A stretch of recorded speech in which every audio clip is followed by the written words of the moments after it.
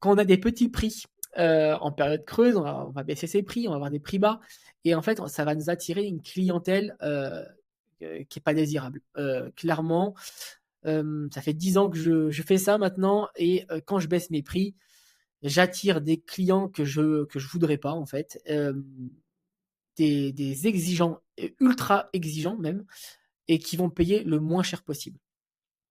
Donc, j'ai fait un réel d'ailleurs sur ça, sur le triplex, sur Instagram, dans notre compte le triplex. J'ai fait un réel sur une situation en fait qui reprenait un voyageur qui avait payé 20 € la nuit, et un propriétaire qui était surpris de la notation qu'avait donné du coup ce voyageur-là, qui m'avait donné bien sûr une mauvaise note.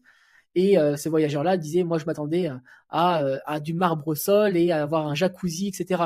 Et le propriétaire lui dit, bah non, vous avez payé 20 € la nuit. Enfin, enfin voilà, vous avez payé 20 € la nuit. Bah oui, bah lui, en fait, non, il s'attendait à ça. Et ça, c'est une situation, en fait, j'ai vu dans les commentaires privés et publics que beaucoup de loueurs ont en ce moment et puis ont en général par rapport à des prix bas. Ça a parlé à énormément de gens. Et donc, du coup, ça m'a rassuré, hein, parce que ces voyageurs-là, en fait, sont les plus critiques. Ils sont les plus critiques, ils donnent souvent des notations injustifiées.